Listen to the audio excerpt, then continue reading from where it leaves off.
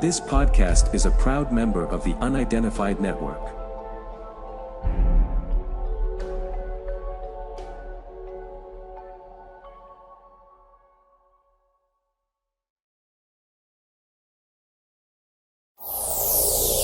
On the Track is a web TV show about cryptozoology, natural history, green issues, and whatever else the team feel like making up as they go along. Enjoy! So what's in today's show, Mr. John? Well, Hennis, as you know, we always like to encourage the new generation of cryptozoologists, and this week we have one of the stars of the up-and-coming generation.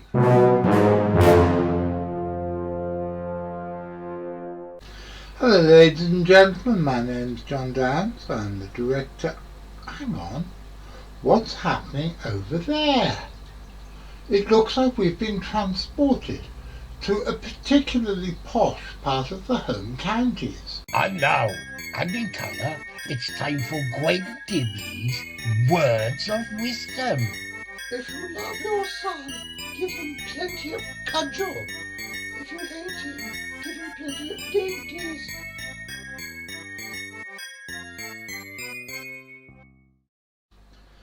Good afternoon, ladies and gentlemen. My name is John Downs, and welcome to another episode of On the Track. I'm the director of the Centre for Fortean Zoology, and for those of you who don't know, every Wednesday evening at about 6:30 for about a quarter of an hour, and every Saturday afternoon at 3 for about twice that, we bring you a miscellany, a mishmash, a montage, a mixture, a mélange, and probably a load of other things beginning with the letter M, of hard science, weird shit, and surreality. What's surreality? Well, I'm afraid you're going to have to ask my old friend Ronnie Rooster. What about a talking chicken wearing a blue hat with a feather in it? Is that surreal enough for you?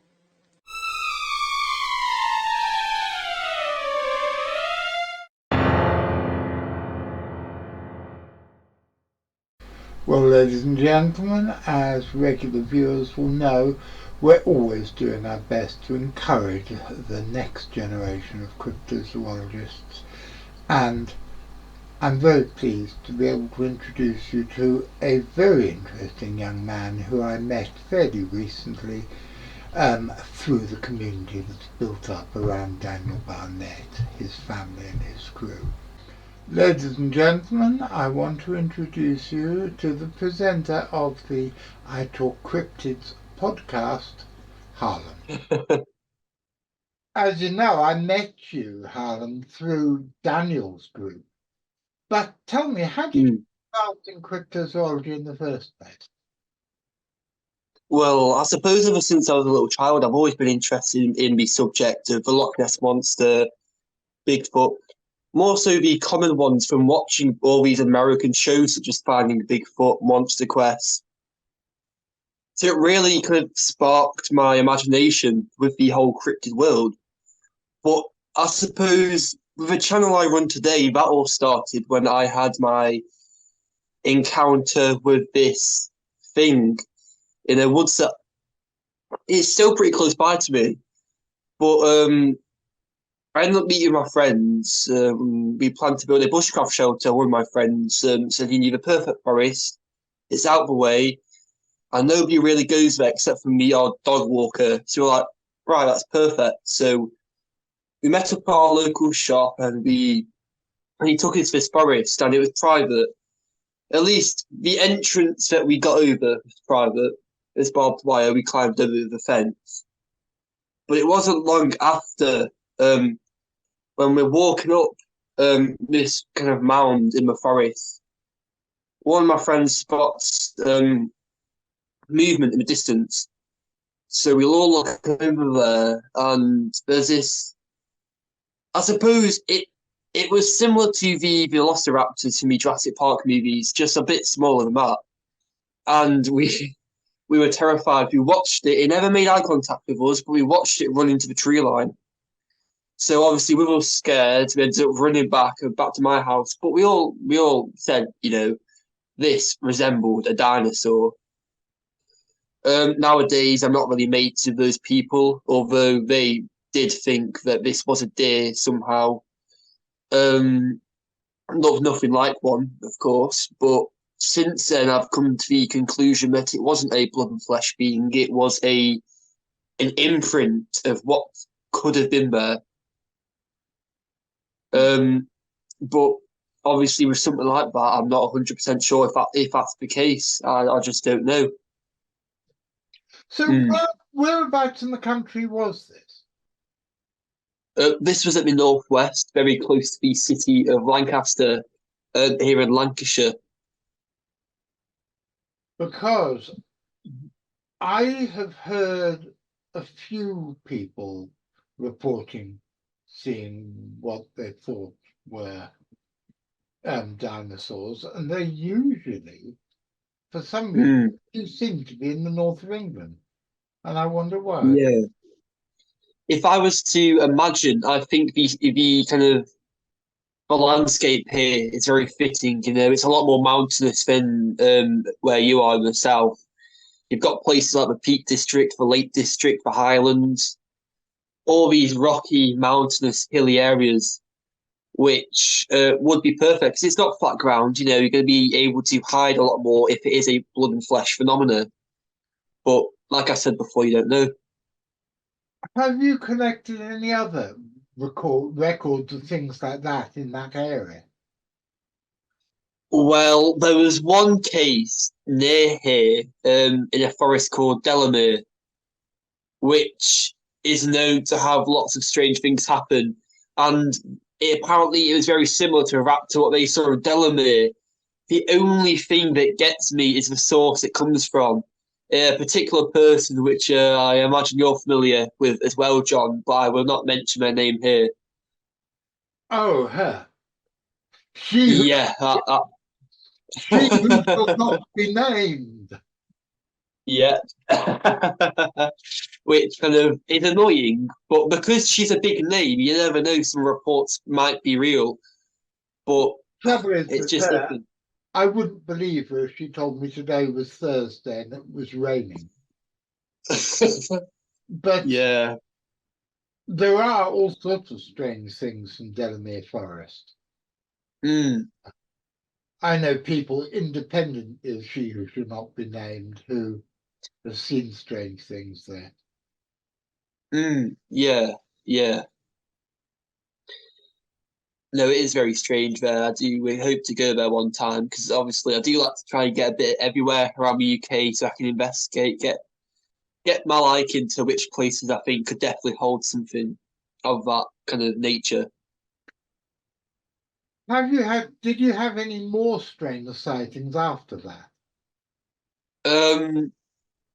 I've not seen that same creature. I've been to the forest on multiple other occasions, but I've never seen anything like that again. Before that, when I was 9, I had a paranormal encounter at Loch Ness, at Aleister Crowley's graveyard. We were there at 10 o'clock at night, and I had no interest in it at the time. I didn't know who Aleister Crowley was, anything to do with it. I just thought, why are we going to a graveyard out of all places at 10 o'clock at night? But my dad was interested in that kind of thing, so we ended up going up there in the car, and there was this hut in the graveyard, this stone hut, and we went there and we looked through, and along the sides there was these stairs going down, and along the side of these stairs there's pentagrams following the stairs. And my dad was just going to climb in and see where it went because there's been rumoured that it actually went up to the house, which is now burnt down. The locals burnt it down. Led Zeppelin actually owned the house at one point. But my dad said he saw a shadow of like a person slowly coming up the stairs, which made him not go in. So as soon as he stepped out, but a huge horde of houseflies started surrounding us. not midges or anything like that. Proper big houseflies, loads of them surrounded us, something you'd seen like the Amityville Horror. And they chased us all the way back to the car. And even when we got in the car, they were still trying to get in. You could see like bumping their bodies onto the car and stuff. It was really, really horrifying for sure. Yeah, Wow, that is freaky. it is.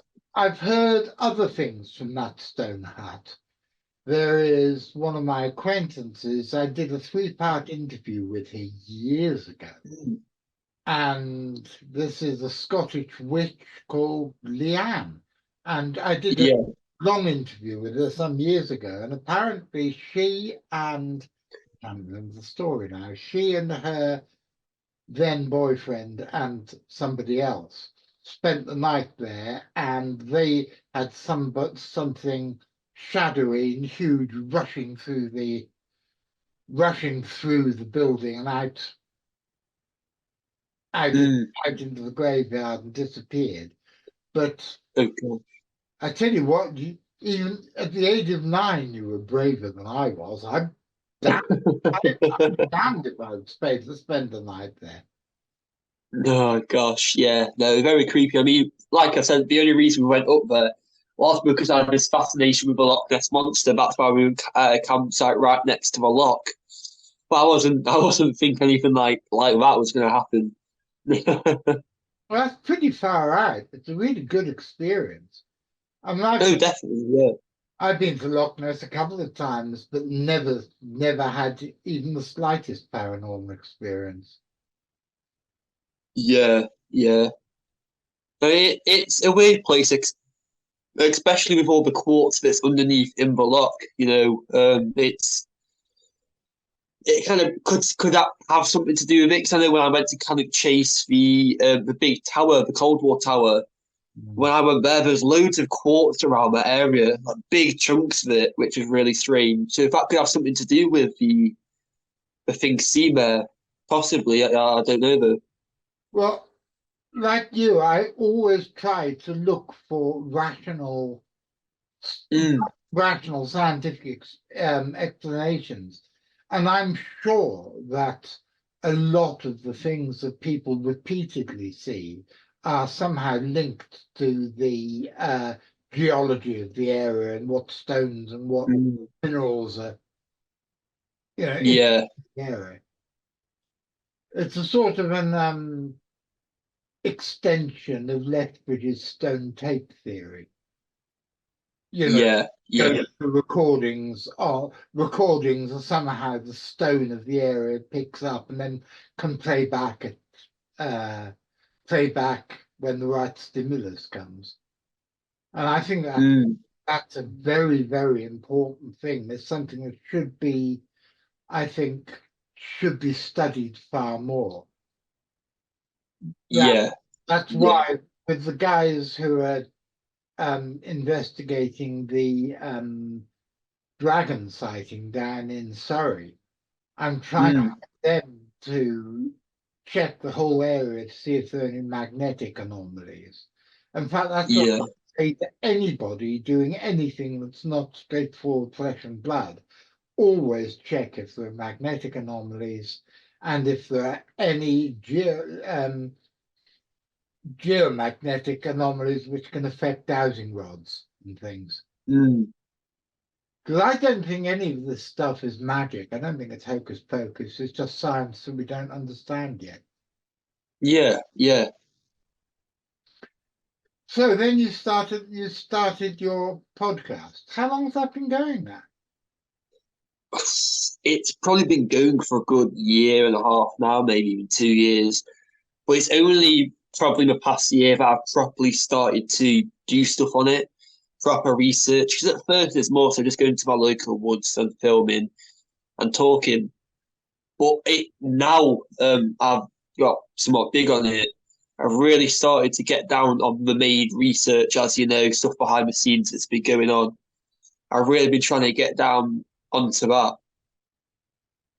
Now, I don't want to give away any secrets as to where it is or anything, but but as you know, the fact that there is a investigation going on in that district has now got out after the other night. So can you tell us a bit, don't go into details of where it is, but tell us about the cat investigation that you're doing and that me and Daniel are peripherally involved with. Overseeing, yeah. Well, it's probably about a month ago, just about a month ago now, that I was on a bus in the northern part of England, specifically the Lake District. I don't think there's any kind of point of gatekeeping it, as it is well-known knowledge that there have been multiple big cat sightings around that area. There's other investigators constantly going out there.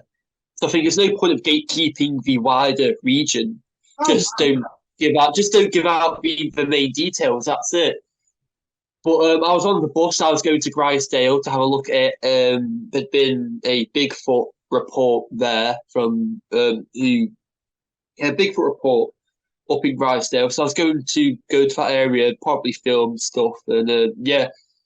But as I was on the bus, I ended up seeing, I appeared out the window, and I saw in a field a large animal.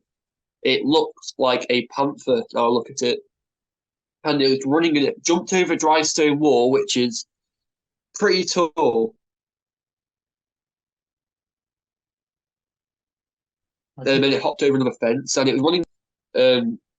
But it was, I was shocked. I'll tell you that. The first thing I did was call an investigator, very very much friends with, and just told him what had happened. So he could kind of like keep a log of it, and I ended up calling Daniel, of course, and that's where everything kind of spun onwards from there.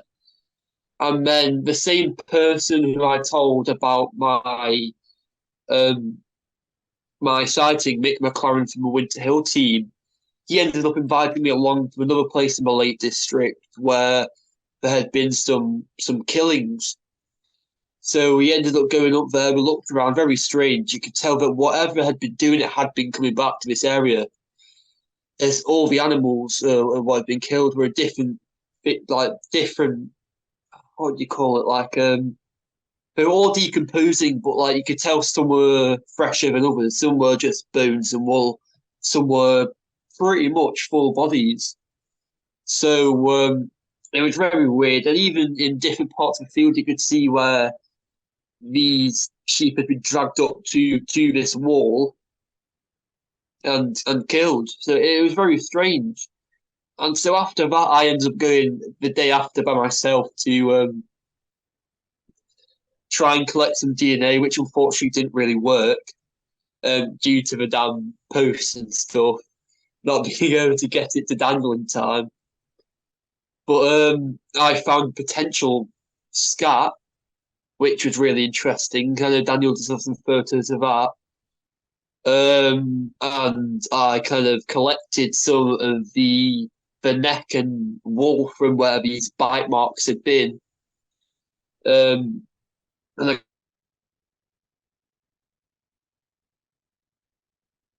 collected a skull as well. And then by the way, I did find a part of the wall where two sheep had been killed just above them, had kind of tumbled over. So I went to the other side. You can see there's a little ledge which would be perfect for a big cat to jump onto this wall and then jump down at one of these sheep. So very, very strange for sure. Yeah. How many bodies were there? It would be difficult to say the exact amounts, and some were barely visible, being just bones. I'd say full bodies. There's about possibly 6 full bodies they can make out. Altogether, I'd say there could possibly be 15, 16 altogether. Some of them obviously being just bones and wool, but where things had been killed. And there are still a large number of living sheep in the field, aren't there? There was, yeah. There's plenty. I couldn't even say an exact number, but there's loads. It's just like any other sheep field, you know, imagine. But these dead ones were far away any public path or anything. So what's the latest then? What's the latest in this investigation? Well, I've not really been to it since then. I'm trying to give it some time before I go back, if you get what I mean.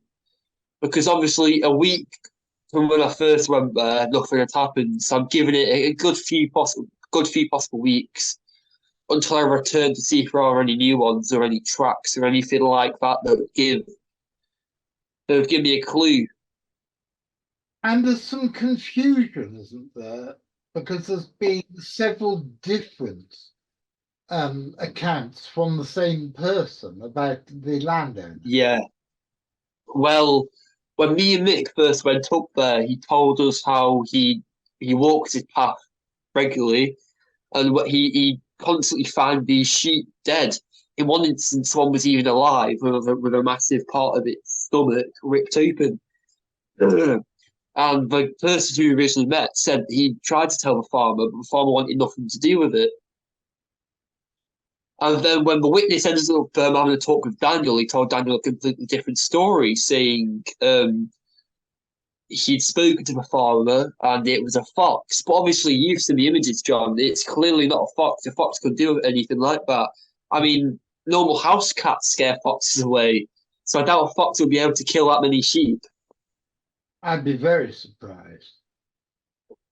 No, definitely. To me, it's one of three things. It is either a big cat, Yeah.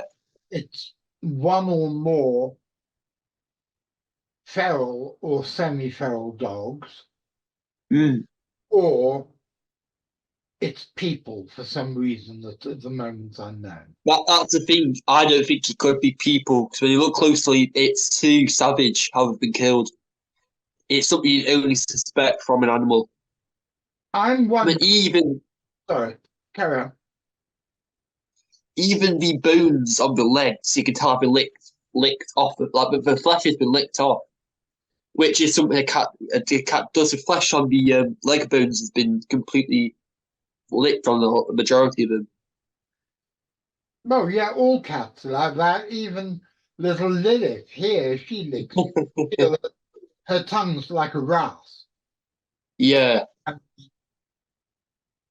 that's certainly the true for big cats. The only thing that I wonder if it's people, and when I say if it's people, I have absolutely no idea what the motivation would be. But if it's people, I'm wondering if the fact that the bodies are completely wrecked, if that's is secondary predation from badgers or something.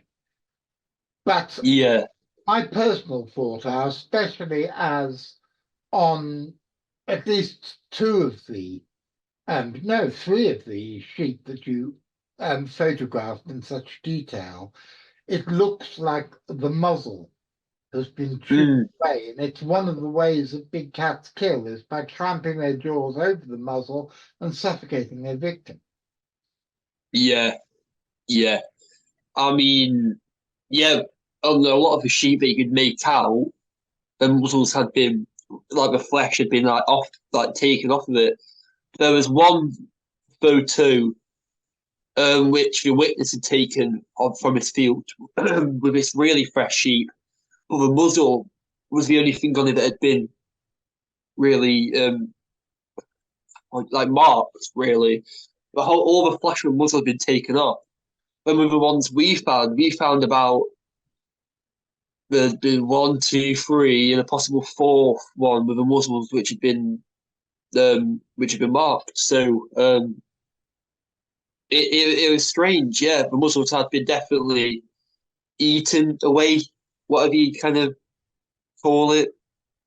Yeah, I think that it's more likely to be a cat than anything else. And the thing that fascinates me is that it's coming back to the same field, almost harvest the sheep. But then again, if there's a sheep there and it's an easy meal, it makes perfect sense, I suppose. Definitely, because if you've got a perfect food source, why would you go away from it? The sheep are being taken out of the field; they're still there. So if food's available, you're gonna take advantage of it, aren't you? And like most large animals, like lions, it's not going to be constantly killing the sheep. It's going to be. It only really has to have like one full meal, like a week. Really, all it needs is one sheep a week to kind of survive. It didn't need much at all, surprisingly. I think the next stage has got to be to try and get hold of the farmer and talk to him Yeah, and make sure that when you do, you talk to him, because that means it's not going to be a kind of hearsay. It's going to be a first generation answer. yeah, yeah. I mean, I'd be up for talking to the farmer. It's just I know farmers can be quite stingy. Um, the last thing I'd want is for him to ban me off his land, so I can't go to the field again. But That's a good point. Then maybe we should get somebody else to question the farmer. yeah, If we can get contact details for the farmer, mm, either me or Daniel will talk to them. I mean, because we had a look. The thing isn't online. They have nothing online to say, or at least they have no information on Google Maps to this farm. The only way we found out that the farm had a name was when I went up there the second week and took a photo of the sign that they had outside the farm. It could be worth though, because I'm not sure if Daniel's had a look on Google to see if he can find the farm. So after this, I might try a look on Google, see if we can find the farm and contact and try and email him. That would be good. Email or get his phone number, or email Yeah, ask him if he'll be prepared to talk. yeah, definitely. I'm quite happy to talk to him because it doesn't matter if he bans me off his land. I can't walk anyway, and I'm Yeah, yeah. which I think would be much easier. No, definitely. If you want to support us and help us make more content like these, please press like, subscribe, follow our Facebook page and check out our Patreon. And as the ghost of Joe Strummer, who's an ever more regular visitor to my little house, will tell you. Don't forget to ring the notification bell, otherwise you won't be told when the next episode's gonna be. And that would be an awful pity, wouldn't it? If you've been affected by any of the topics in today's episode, you can just bugger off, because we don't give a monkeys. Bloody well get a grip. Sort your own bloody problems out rather than ringing up somewhere. Well, ladies and gentlemen, here we are at the end of another episode. I hope you enjoyed it.